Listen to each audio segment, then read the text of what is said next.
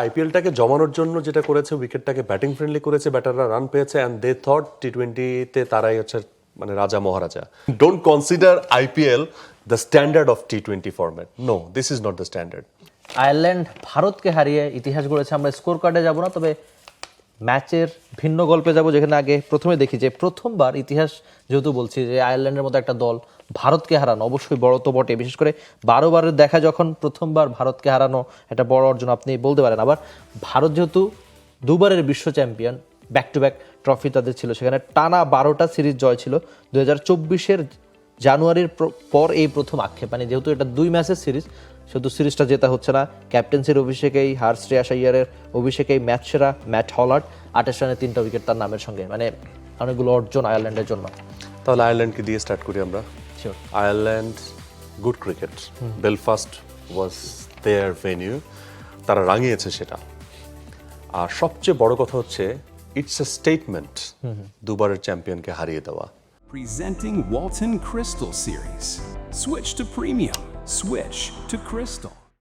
এবং তারা তাদের টি-20 হিস্ট্রিটা আপনি যদি দেখেন, তারা ইংল্যান্ডকে হারিয়েছে, তারা পাকিস্তানকে হারিয়েছে, তারা সাউথ আফ্রিকাকে হারিয়েছে, তারা উইন্ডিজ, তারাও টি-20 বিশ্বকাপ জিতেছে।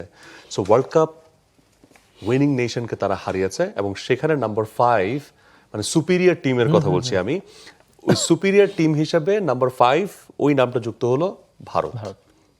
মানে what a day for Ireland.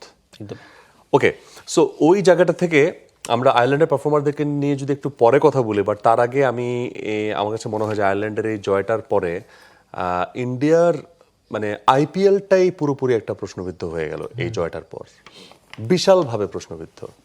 মানে আন্তর্জাতিক ক্রিকেট যে কতখানি কঠিন, মানে আপনি পার্থক্য অনেক বেশি। এই যে ধুম ধারাক্কা খেললেন, 200-র নিচে কোনো কথা হচ্ছে না, 264 চেস করে ফেলতেছেন, 260-70-80 একটা মোয়া হয়ে গেছে টি-20 ফরম্যাটে।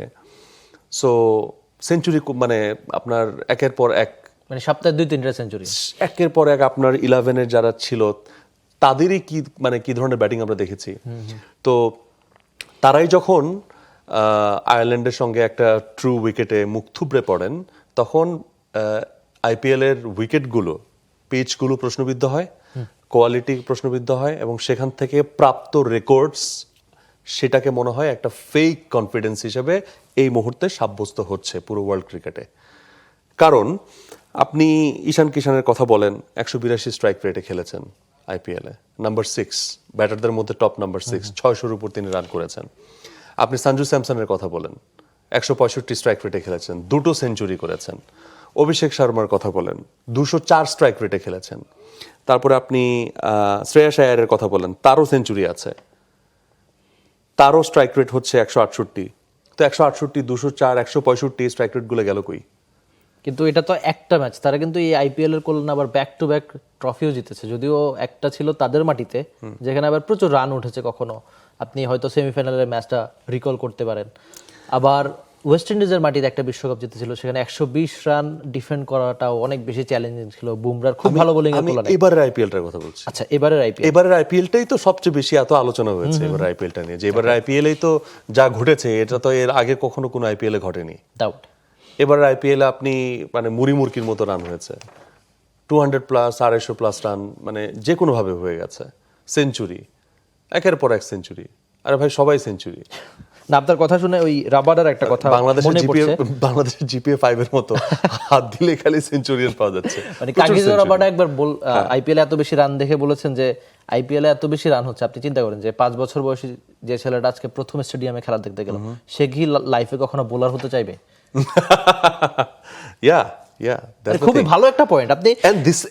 and it's a fake confidence, মানে আইপিএল এর আমি যে মেসেজটা দিতে চাচ্ছি সেটা হচ্ছে আইপিএল ভারতীয় ব্যাটারদেরকে লাভবান করেনি, আইপিএল ভারতীয় ব্যাটারদেরকে ফেক কনফিডেন্স দিচ্ছে, বিশেষ করে 2026 এডিশন। আচ্ছা, এই ভারতীয় ক্যাপ্টেন, আপনার কথার সুর হয়তো খানিকটা মিলিয়ে তিনি একটা কথা বলছেন যে এই ম্যাচ হারাটা তাদের জন্য একটা বেশ ভালো শিক্ষা। প্রথমবার ক্যাপ্টেন্সি করতে নেমেছেন টি-20-তে শ্রেয়াস আইয়ার, তিনি কি বলেছেন সেটা আমরা একটু দেখি। যে তিনি তো অভিষেকেই হারলেন, মানে টি-20 ক্যাপ্টেনশিপ, তিনি বলছেন যা ঘটেছে আমরা ভুলে যাব, এই ম্যাচ থেকে অবশ্যই অনেক কিছুই শেখার আছে। আমার মনে হয় কোনো কিছুকে নিশ্চিত বলে ধরা যাবে না, স্রেফ মাঠে নেমে ম্যাচ জেতা যায় না, কঠোর পরিশ্রম করতে হয়, যেমনটা আমি আগে বলেছি। বর্তমানে থাকতে হবে আপনাকে এবং নিশ্চিত করতে হবে যে প্রতিপক্ষকে চাপে ফেলার সুযোগ পেলে তা যেন কাজে লাগাতে পারি। মানে ভারতীয় ক্যাপ্টেনে বলছেন যে এটা দারুণ একটা শিক্ষা তাদের জন্য। শুধুমাত্র দলের জন্য শিক্ষা হইলে হবে না, আমার মনে হয় পুরো বোর্ডের জন্য এটা শিক্ষা হওয়া উচিত এবং তারা মিটিংয়ে বসা উচিত। আইপিএল গভর্নিং কাউন্সিল মিটিংয়ে বসা উচিত যে তারা নেক্সট আইপিএলটা, কারণ ব্যাটাররাই তো মুখ থুবড়ে পড়লেন, টপ অর্ডার ব্যাটসম্যানরা তো পারফর্ম করেনি এক্সেপ্ট অভিষেক শর্মা, এবং প্রথম 4 জন ব্যাটারের কাছ থেকে তো পারফরমেন্স নাই। সো সেই জায়গাতে আপনি ওই যে বললাম না যে সব কিন্তু আইপিএলে হচ্ছে সেঞ্চুরি করা, সবার স্ট্রাইক রেট ক্লোজ টু 200, তো তারাই যদি আপনার টপ 4-5টা ব্যাটসম্যান যদি ফ্লপ খায়, আপনি আর ওই ম্যাচে কি থাকে? কিছুই থাকে না। সো এখান থেকে মানে তারা আইপিএলটাকে জমানোর জন্য যেটা করেছে, উইকেটটাকে ব্যাটিং ফ্রেন্ডলি করেছে, ব্যাটাররা রান পেয়েছে, অ্যান্ড দে থট টি-20তে তারাই হচ্ছে মানে রাজা মহারাজা, কিন্তু আয়ারল্যান্ডের বেলফাস্টে গিয়েই সেই রাজাগিরি ছুটে গেছে। সো ওই জায়গা থেকে it's a statement from Ireland to IPL governing council, to BCCI, to Indian players, that okay, don't consider IPL the standard of T20 format. No, this is not the standard. ICC events, ICC series or ICC te bilateral series ekta wicket, that is different scenario. This is not IPL. For more updates, subscribe to our YouTube channel and click on the bell icon. Follow us on Facebook and Instagram. Download T Sports app to enjoy exciting games and highlights. Visit tsports.com.